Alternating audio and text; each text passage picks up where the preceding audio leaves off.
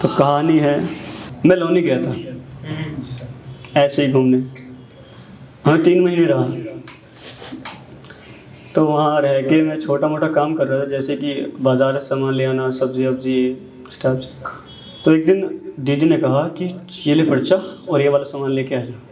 मैंने कहा ठीक है। मैंने पर्चा लिया, मैं मार्केट गया, जाके मैं एक दुकान में बैठ गया। मैंने पर्चा दिया लाला को कि ये वाला सामान निकाल दो। उन्होंने कहा ठीक है। अब मैं बैठ गया तो वो सामान निकालने लगा, तभी एक 11 साल का लड़का आया और आके उसने कहा कि जी मुझे काम चाहिए लाला से। उसने कहा कि तेरे मतलब का काम नहीं है, तू नहीं कर पाएगा, तू रहने दे। उसने कहा नहीं, कुछ भी काम होगा मैं कर लूँगा, छोटा मोटा आप जो भी बोलोगे मैं कर लूँगा, आप प्लीज़ मुझे काम पे रख दो। उसने कहा बेटा तू नहीं कर पाएगा, तेरे मतलब का काम है नहीं ये, तुम रहने दो। उसने जब ज़्यादा रिक्वेस्ट करी, ज़्यादा फोर्स किया, तो उसने कहा ठीक है रख लेते हैं, कल से आ जाना।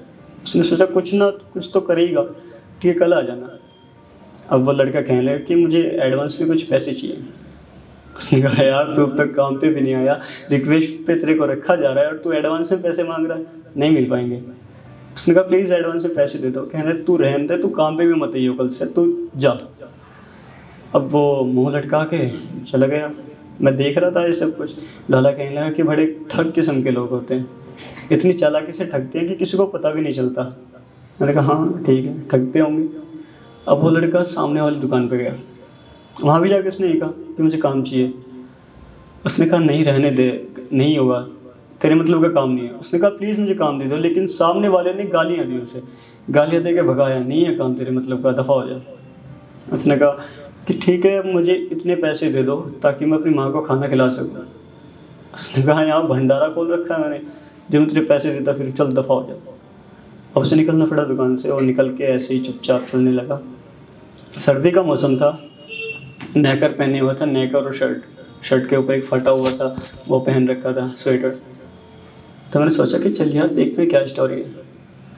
मैं जैसे खड़ा हुआ तो लाला ने कहा कि रहने दो, मैं समझ गया तुम क्या चाहते हो, वो ठग है, वो कैसे ठगेगा तुम्हें पता भी नहीं चलेगा। मैंने कहा हाँ ठीक है यार देखते हैं, ठगने दे। मैं खड़ा हुआ, मैं उसके पीछे गया, मैंने कहा हाँ भाई रुक। वो रुका, मुड़ा, मायूस उसके चेहरे पे साफ दिख रही थी। मैंने कहा क्या बात है। उसने कहा कि माँ बीमार है, 1 हफ्ते से कुछ खाया नहीं और डॉक्टर ने कहा कि नहीं खाएगी तो मर जाएगी। मैंने कहा था ठीक है कोई बात नहीं, ये ले पैसे और अपनी माँ को खाना वाना खिला जाके। उसने पैसे, वो कहने लगा कि मुझे हराम के पैसे नहीं चाहिए। मैंने कहा हराम के पैसे।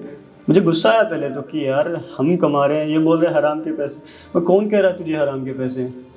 कहने लगा कि मेरी माँ ने कहा है कि जो पैसे बिना मेहनत के मिलते हैं वो हराम के होते हैं। मैंने कहा यार सिकंदर है ये तो, फटे से बलियान में। मैंने कहा ठीक है चल ये हराम के नहीं है, इसके बदले तुझे काम करना पड़ेगा। उसने कहा काम पे रखोगे। कहा हाँ काम पे रखूँगा, कल से काम पे आ जाना, फ़िलहाल पैसे ले और जा घर। वो पैसे लेके चलने लगा। मुझे रियलाइज़ हुआ कि कहीं यार ये ठग तो नहीं रहा, शायद ठग रहा हूँ। मैंने कहा एक मिनट रुक। वो रुका, हाँ जी। मैंने पैसे वापस लिए, एक ब्रेड का पैकेट दिलवाया, एक दूध का पैकेट दिलवाया कि ये लेके जा। उसने खुशी से वे भी ले लिए, लेके वो चलने लगा। फिर मैंने सोचा कि यार पूरी स्टोरी देखते हैं क्या मसला है। मैंने रोका, रुक। वो कहा हाँ जी बताइए। मैंने कहा मैं भी तेरे साथ चलता हूँ घर, मुझे भी दिखा तेरी माँ कहाँ है। उसने कहा ठीक है आप चलें। अब वो आगे आगे चलता रहा, मैं पीछे पीछे चलता रहा। मैंने कहा कौन कौन है तेरी फैमिली में। कहने लगा एक मैं हूँ और एक मेरी माँ है, बस मेरी माँ दुनिया है मेरी पूरी। कहा हाँ ठीक है बकवासबाजी बाद में करियो, पहले माँ दिखा। अब वो चलता रहा। मैंने कहा कहाँ है तेरा घर। तो उसने हाथ से इशारा करके बताया वहाँ, एक झोपड़पट्टी वाला इलाका था। मैंने ठीक है चलते हैं। मैं उसके पीछे पीछे गया। वो एक घर के सामने रुका। घर नहीं था बल्कि एक झोपड़ी थी, जो फूस से बना देते हैं ना, डंडे लगा के बांध के, वो झोपड़ी थी। उसने गेट खोला, दरवाज़ा खोला, दरवाजे भी लोहे के कनस्तर काट के बनाया हुआ था। उसने दरवाज़ा खोला, खोल के वो अंदर गया, पीछे पीछे मैं गया। तो सामने फूस के बने बिस्तर पे, जो पुराली होती है उसके बने बिस्तर पे एक मरी हुई औरत पड़ी हुई थी। मैं देख के डर गया, यार क्या मसला है। अब वो लड़का डरा नहीं, उसने चुपचाप खाना एक तरफ रखा और जाके कंधा हिलाया कि माँ। अब वो ऐसे लेटी हुई थी तो हिलते उसकी गर्दन ऐसे होगी, वो भी डर गया। मैं तो डर ही रहा था, लेकिन उसने ज़ोर ज़ोर से कंधा हिलाया, माँ उठो देखो मैं खाना लेके आ गया, माँ उठो देखो मैं खाना लेके आ गया। वो तो उठ ही नहीं सकती थी, जा चुकी थी वो। अब मैं खड़ा हुआ ये सब देख रहा था तो मेरी आंखों से भी 2-3 आंसू गिरे। तो उसने मुड़ के मुझे देखा, लड़के ने।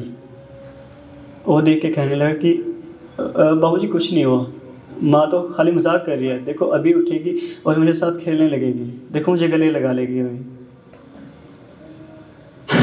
मुझे भी वही याद आ गया जब मैं भी 7 साल का था, मेरी माँ भी ऐसे ही छोड़ के गई थी, मैं भी ऐसे ही रो रहा था, लेकिन क्या कर सकते, वो अकेला खड़ा था। कहानी यहीं ख़त्म करते हैं। उसके बाद एक सवाल रखते हैं। सवाल ये है कि किसकी मदद करनी चाहिए। बहुत सारे आते हैं ना मांगने वाले मदद कर कहने के लिए, किसकी मदद करनी चाहिए। Thank you.